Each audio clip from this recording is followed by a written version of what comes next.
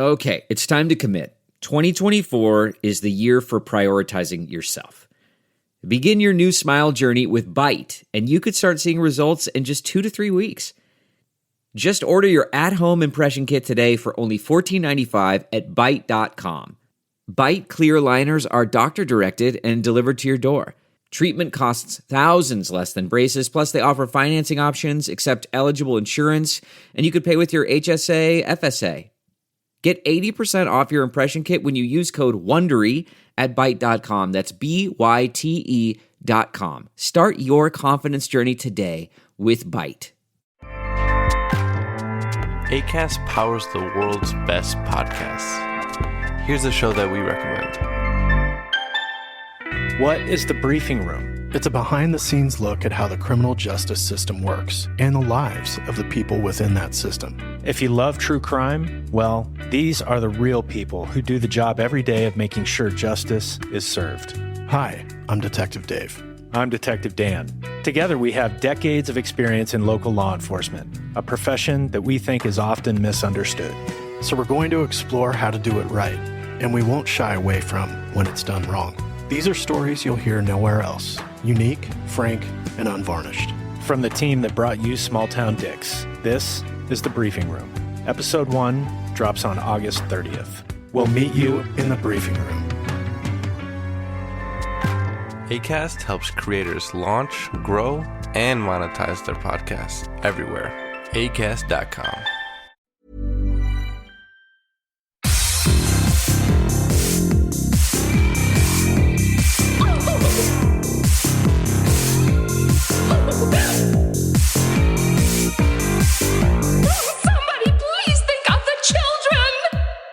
And welcome back to Little Cuts, our weekly minisode where we dig into the things that we've been watching recently. I'm Terry. And I'm Mary Beth. And this week we're talking a classic in 3D, a twisty Airbnb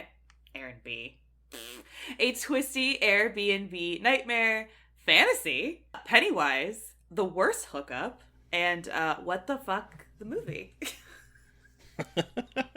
I think that definitely, I cannot wait to talk about our horror comedy today because, boy, I don't really know what we watched, but I don't either, but it was great. So, but anyway.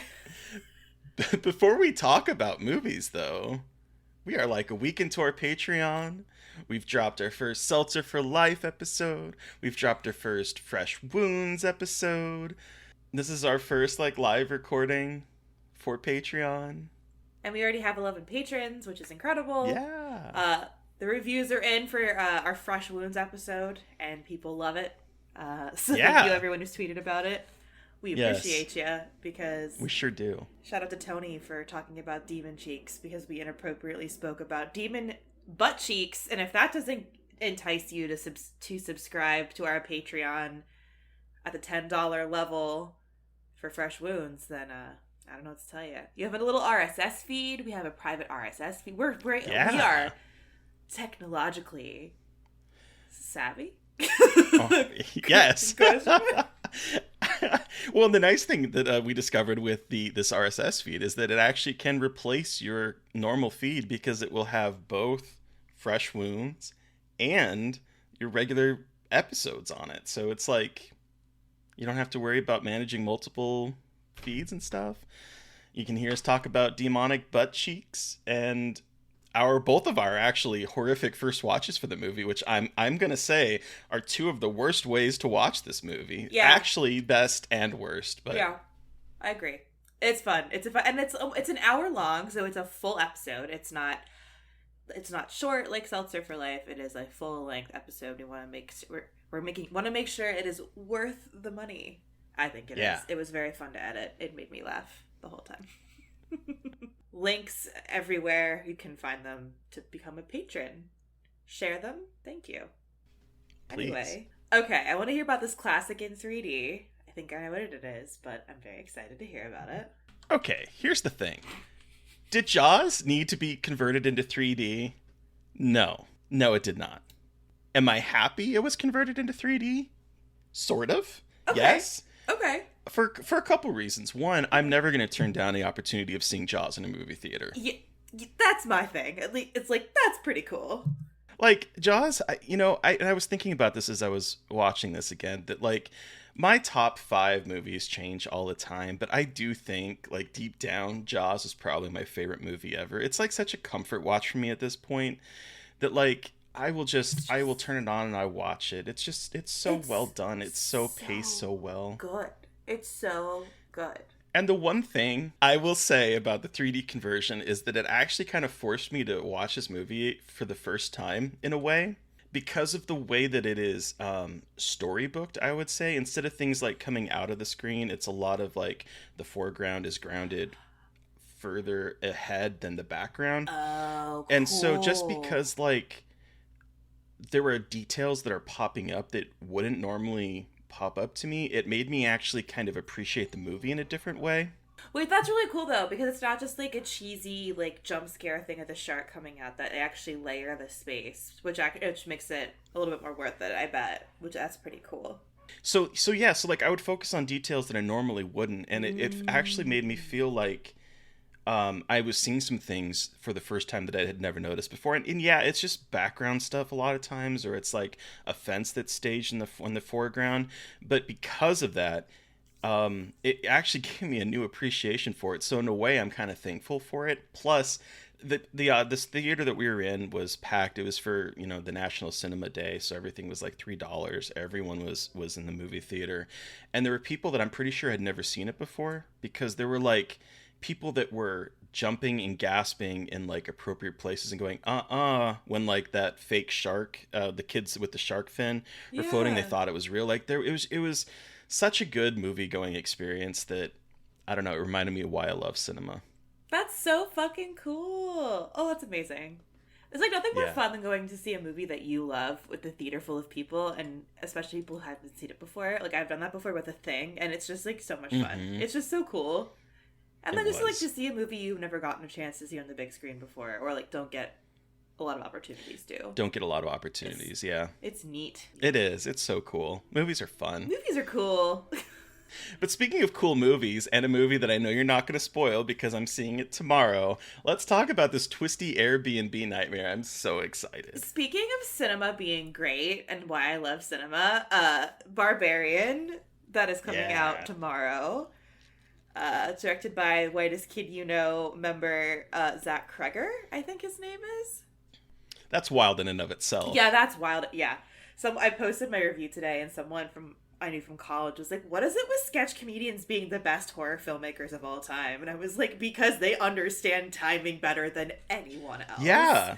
Like, I mean, that line between horror and comedy is so thin. Yeah, exactly. That it makes sense. Well, and like we've seen that so much now, but then talking to so many people about like why they make horror comedies and how a lot of them had like Keeping Company. They were sketch comedians.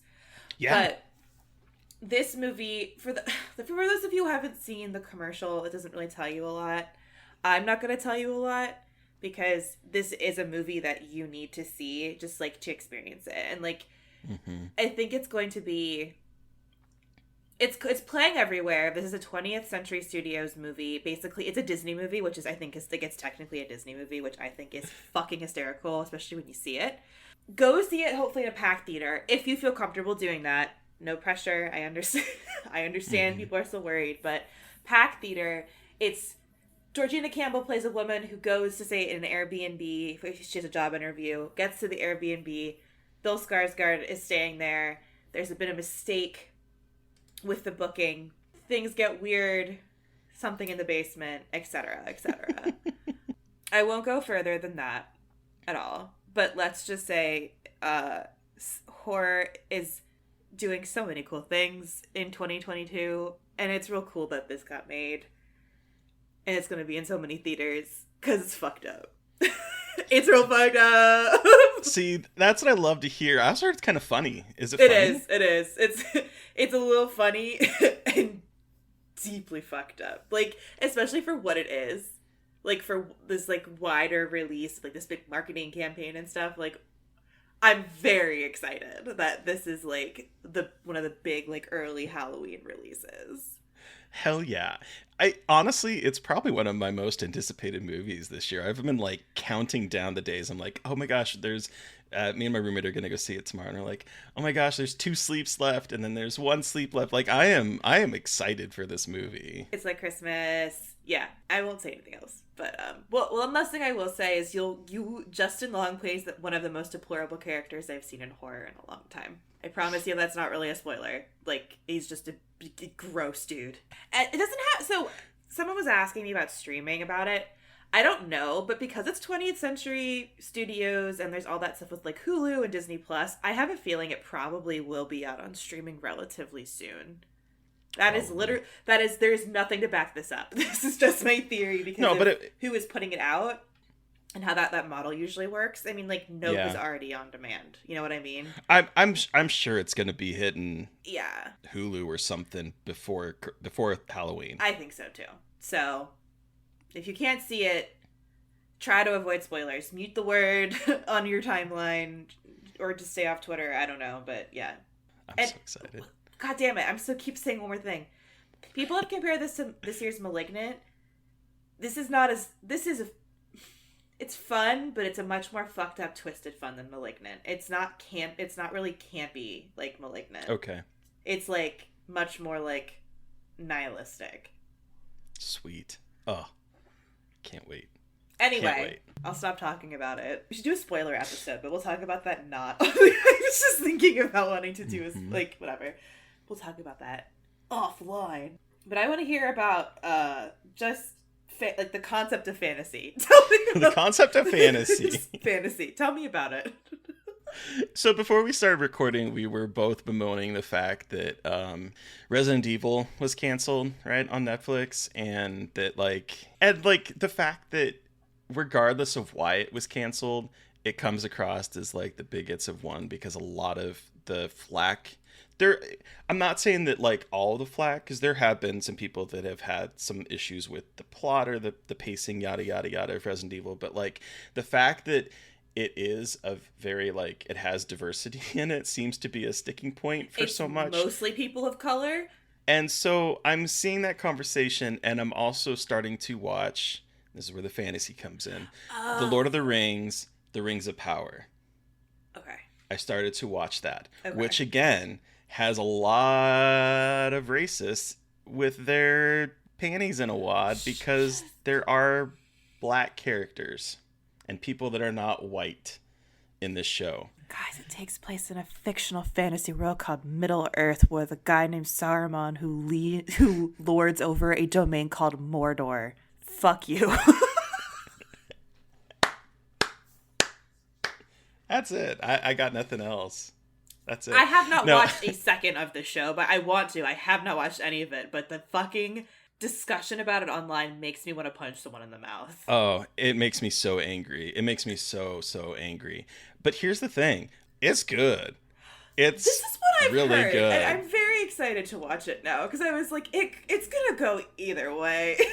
Oh, it's really good. Right. It looks expensive. The way that they stage the CG actually gives it, I don't know, perspective and depth, which is something that I bemoan so much of in like modern blockbusters. It feels homogenous in a way that does not feel like we have people CG and we're acting against each other. It actually feels like they're together.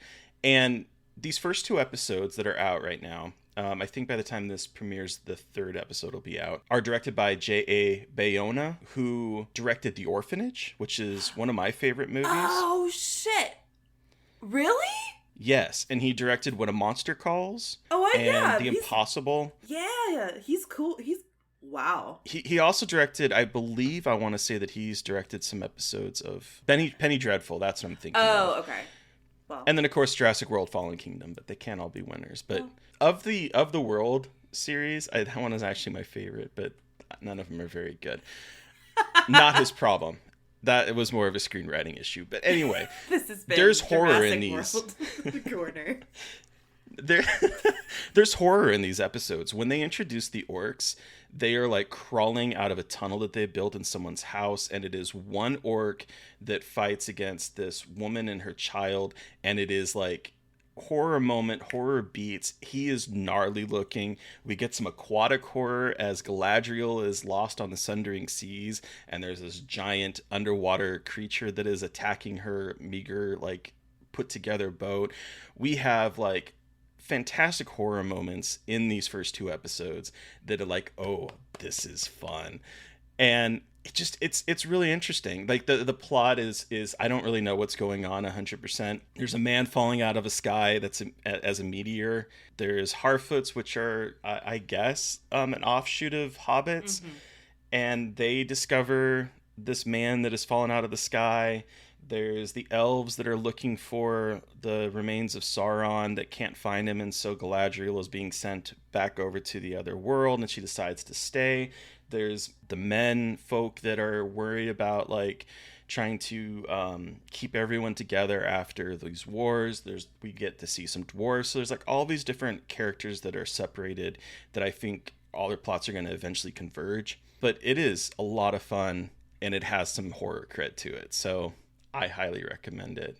I know it's based on like the appendices of the Similarian. Yeah.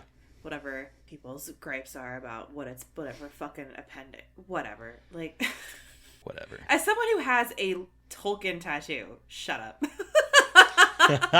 Do you really? Yeah.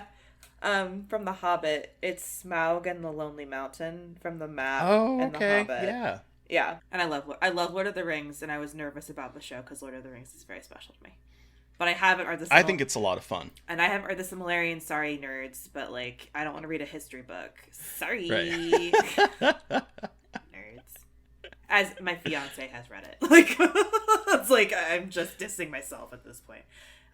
Anyway, I'm so glad. I'll be curious to hear what you think of it when you guys eventually watch it. I think it's a lot of fun. It hooked me immediately. And it's Morfydd Clark, who was in Saint Maud. So like, yeah.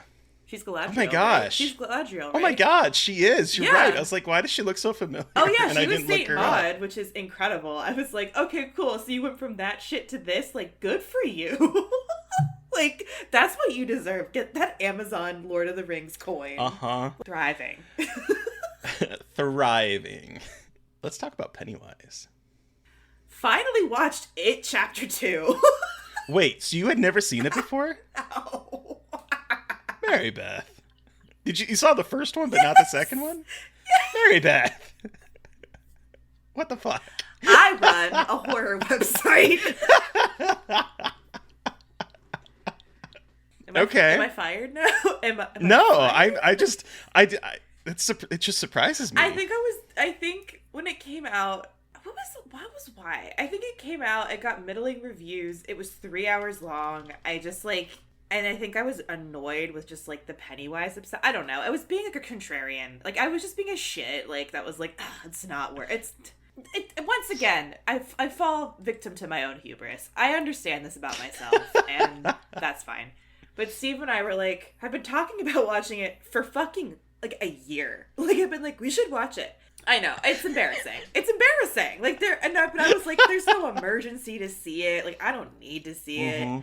We finally got our shit together, and on Friday, our 10-year anniversary was on Thursday, and Friday we got a couples massage, and then came home and ordered sushi and watched It Chapter 2. It was an incredible celebration. That movie is fucking nuts. Yeah?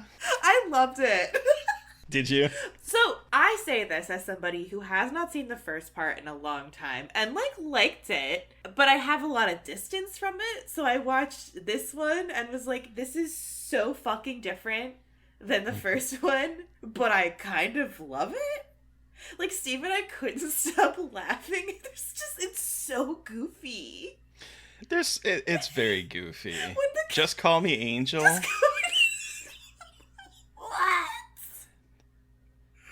What? Oh my god, the woman at Bev's old apartment is like dirt, dirt, dirt, dirt, dirt in the background. Like, Steve was like, am I supposed to be laughing? I'm like, I'm not quite sure.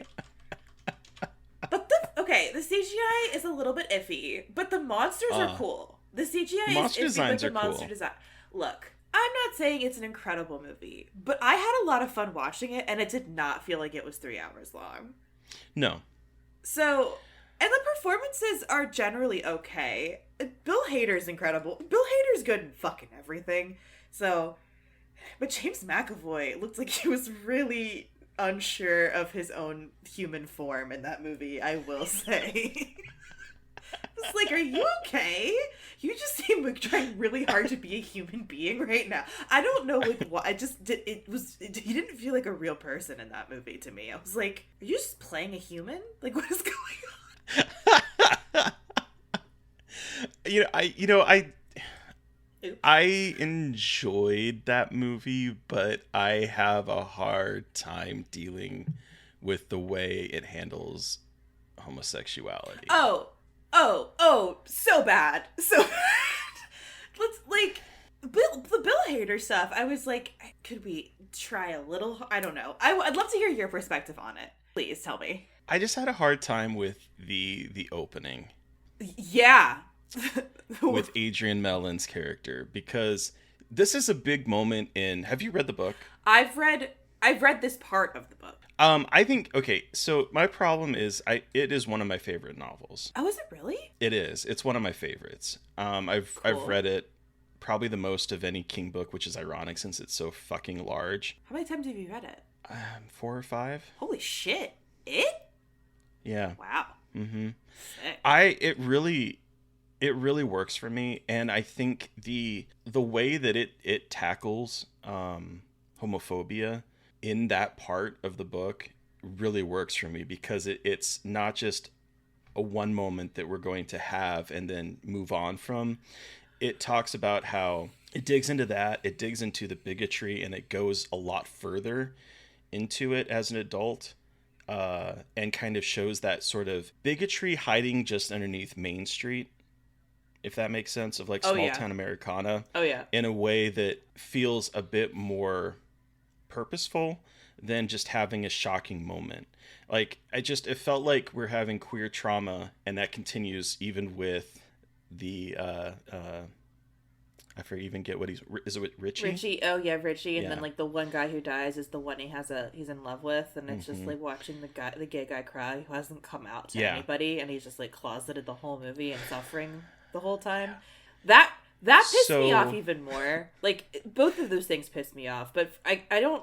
That sounds terrible, like, because it's not a fucking competition about which part is worse. No, but they go hand in hand together, because it's like, we're using queer trauma as a way of eliciting emotion in a way that feels reductive to me, and in a way that feels very disrespectful.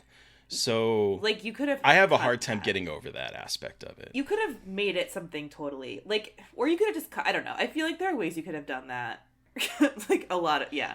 Because it just, like, is this horrific scene at the beginning. And then he shows up... Adrian shows up later on as, like, a brief cameo, and that's But there's, like, no... Played by Xavier Dolan, by the way, who is a... Wait, really? That was him? And director. Mm-hmm. And also, he's also in The Kid in Martyrs that gets shotgunned. That's Xavier Dolan. Wait, really? Mm-hmm. What? That shocked me into silence.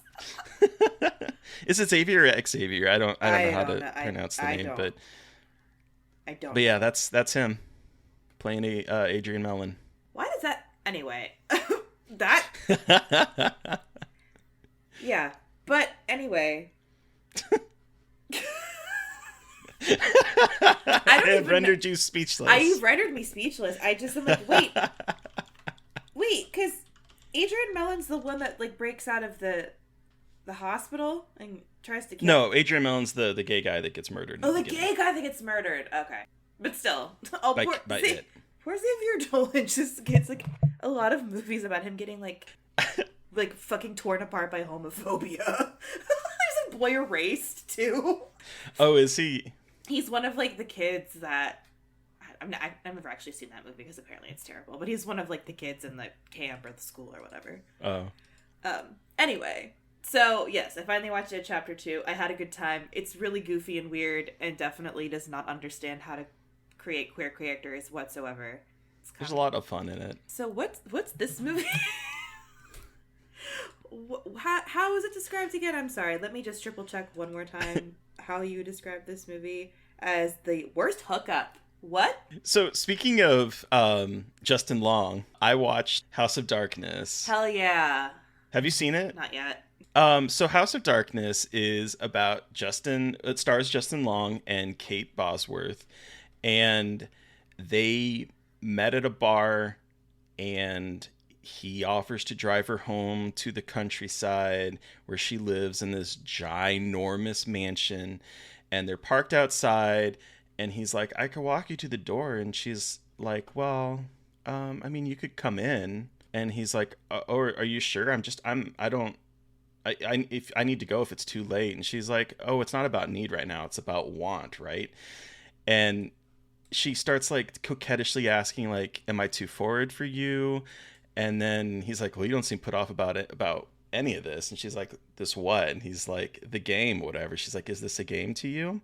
And so there's like this dialogue that happens between the two of them where it's like awkward first conversation, but they both seem to be like hiding something, whereas he's like trying to be this general nice guy, and yet when she leaves the room he's calling his buddy being like, yeah, I'm gonna get some pussy tonight. Like he's like on the front side just being like this nice guy, and on the back side being this creep, and she is like playing along with this game with him, and you're trying to figure out what's going on, and there's a lot of conversation. That is probably where the movie might lose some people, is that it's basically just a repartee between the two of them for most of the movie, and then other characters get introduced, and then it's basically just a bunch of like awkward dialogue is when people are trying to basically ferret out things about the other person. I will say that I even hate to call it a twist. I haven't talked about who the characters' names are because I feel like if I say the name, it's so fucking obvious, but don't tell anyone else. Like, unless you like have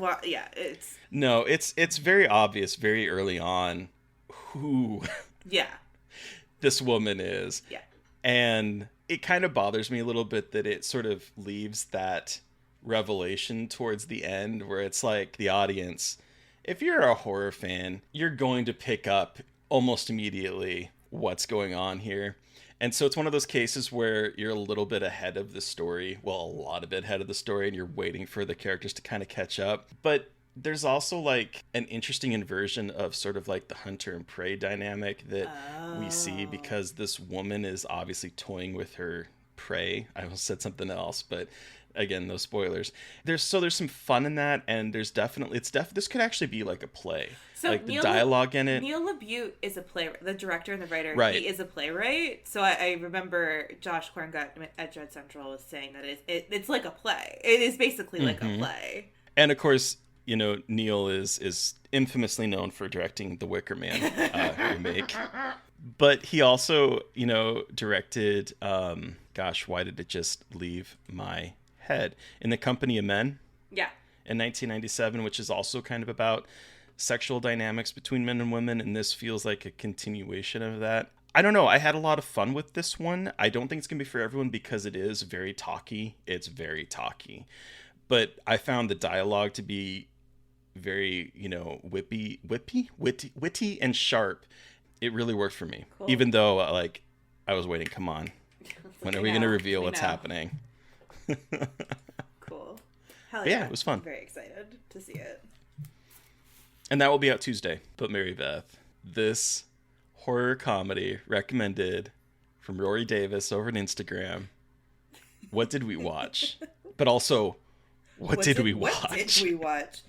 So we watched Dan Aykroyd's 1991 film Nothing But Trouble. This is the only film that Dan Aykroyd ever directed. And I can kind of understand why.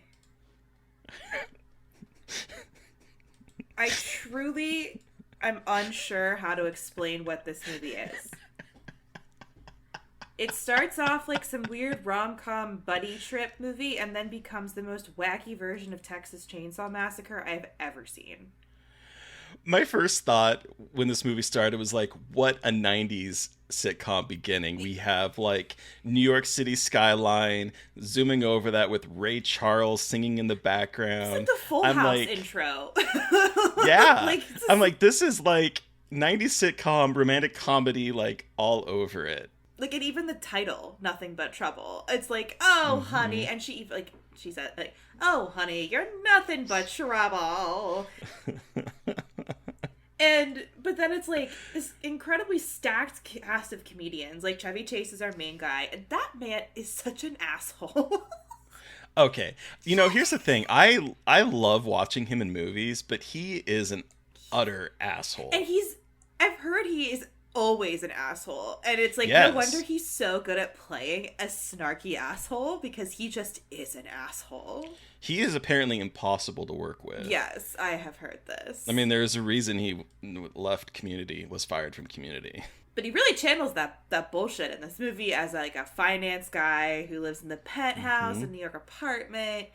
He meets Demi Moore in an incredible... Meet cute with Demi Moore. In an incredible suit with her 2 dogs. It's like... And her hair. Oh, it's incredible. Love her hair. So she comes to his apartment, something about New Jersey, something about Brazilians. They get into the car to go on a road trip, and they're driving to Atlantic City. That is just like, it didn't make much sense, because that's not the point. Like, the setup is but like makes no sense, because it's not like, it doesn't matter, because it's like 24 minutes in, this movie completely is just like, oh my god, this is an absolutely insane movie. Because it goes from like, buddy road trip comedy to there's a crazy judge with 2 Brazilian siblings, Fausto and Rinalda, who just are along for the ride because he has a BMW, I guess. And then they end up in Vulcanvania.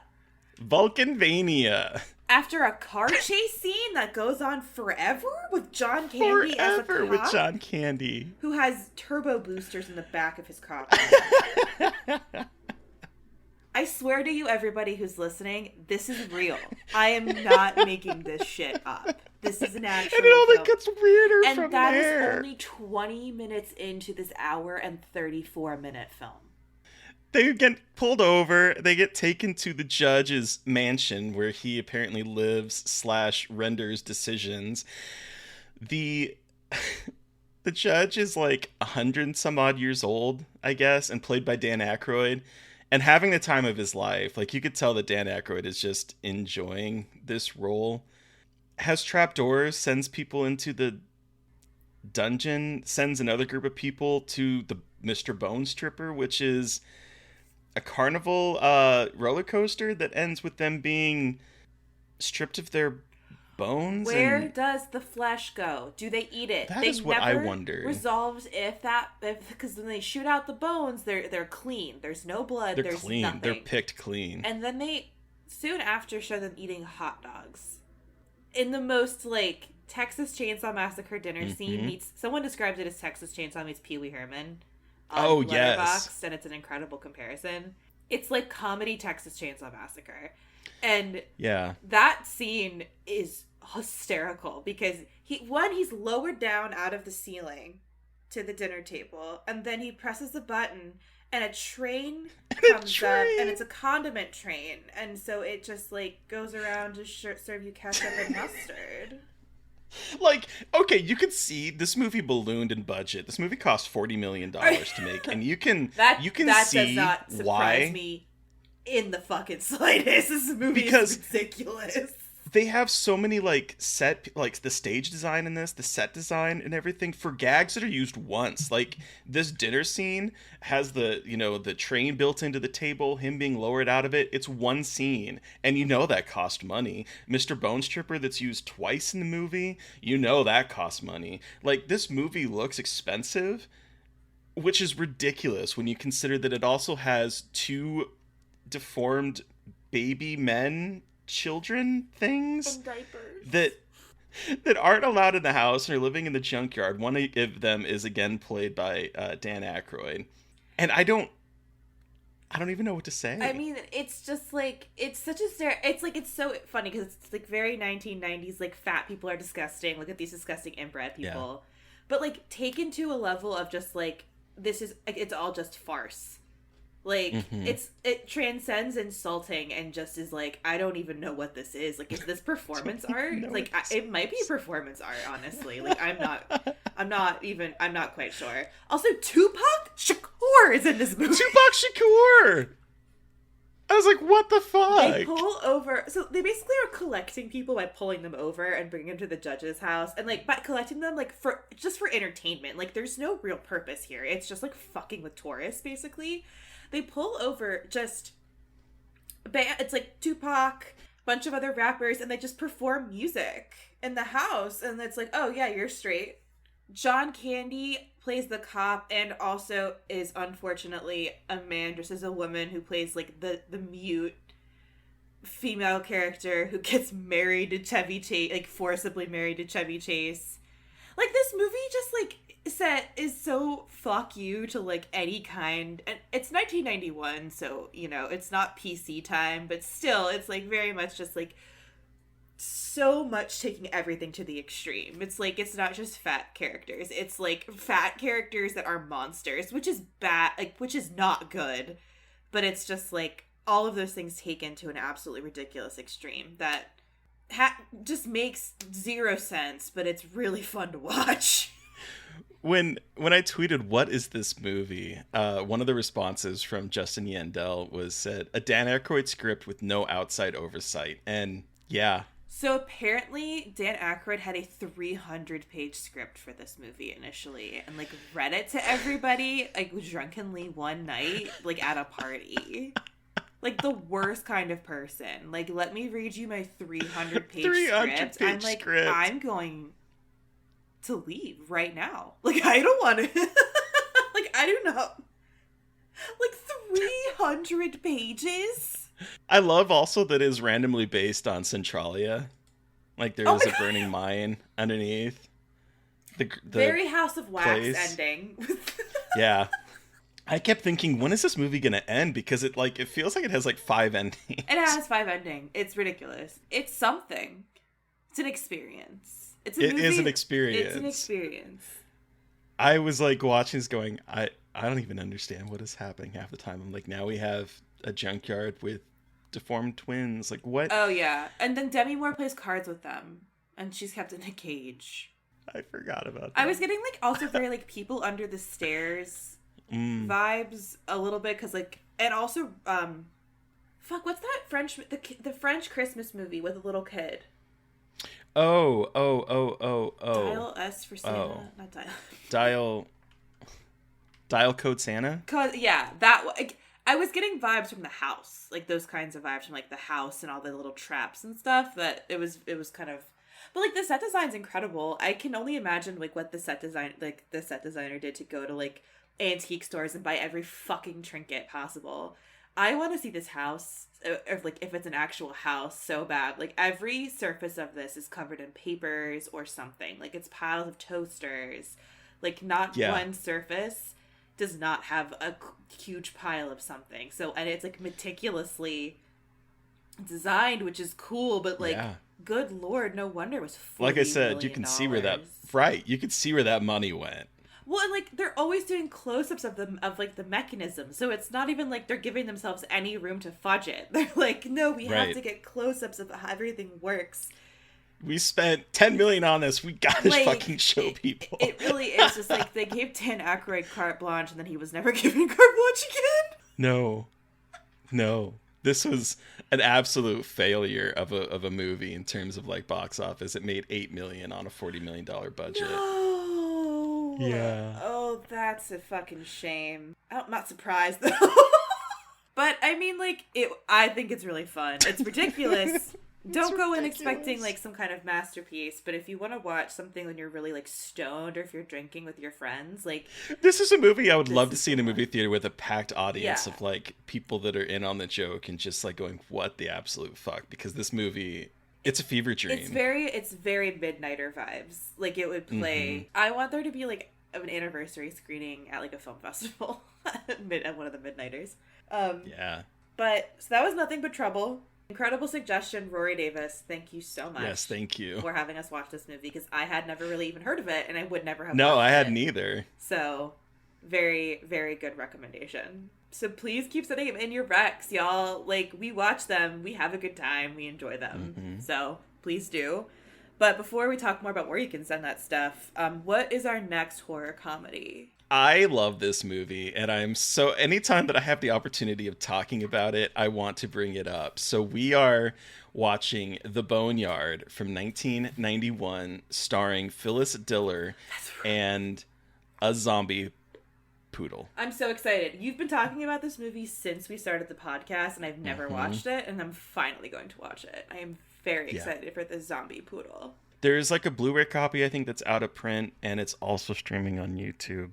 If you want to watch along with us, please do, because this movie is a little problematic. There's a problematic angle about it that definitely going to dig into, but it's a lot of fun. But who are we chatting with on Monday, Mary Beth? So on Monday, we are chatting with podcaster and YouTuber Yutaka Yamanaha, the co-host of the... Tamanaha, okay. We are chatting with I knew I was going to fuck it up. I got into my own head again about it. On Monday, we are chatting with podcaster, YouTuber Yutaka Tamanaha, the co-host of the Horror Hour podcast and YouTube show. And we are talking about A Nightmare on Elm Street 3, Dream Warriors, my favorite. Not mine. Not Terry's, but that's okay, because your favorite one is like, you have a very good reason for why you love the one that you love, and I love it for you. But that's not to say that I did not like this movie. I love all Nightmare on Elm Street movies. But yeah, no, it's a good conversation. I'm contrarian, as I always tend to be, it seems like. But yeah, it is a good conversation. So listeners, you've heard from us. We want to hear from you. You can send us an email at scarredforlifepodcast@gmail.com if you have any suggestions for things we should be watching, or you can reach out to us directly on Twitter. I am at MB McAndrews. And I'm a Gaily Dreadful. And of course, don't forget to follow the podcast on Twitter at Scarred Podcast. Also, we have a Patreon. Become a patron. Please become a patron. Please. We're giving you content. But also, don't forget to review, rate, and subscribe as well. And speaking of thank yous, thank you, Eric Power, for our artwork. Thank you to Sean Keller for our music. Once again, thank you all for listening. Please stay safe out there, but most importantly, stay creepy. And until next time. Oh, won't somebody please think of the children?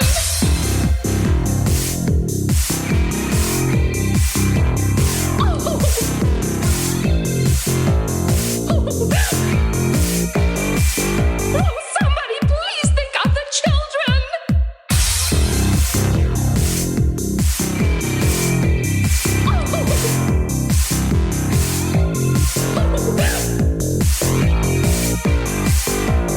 Somebody please think of the children!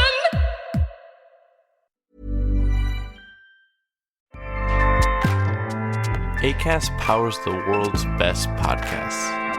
Here's a show that we recommend. What is The Briefing Room? It's a behind-the-scenes look at how the criminal justice system works and the lives of the people within that system. If you love true crime, well, these are the real people who do the job every day of making sure justice is served. Hi, I'm Detective Dave. I'm Detective Dan.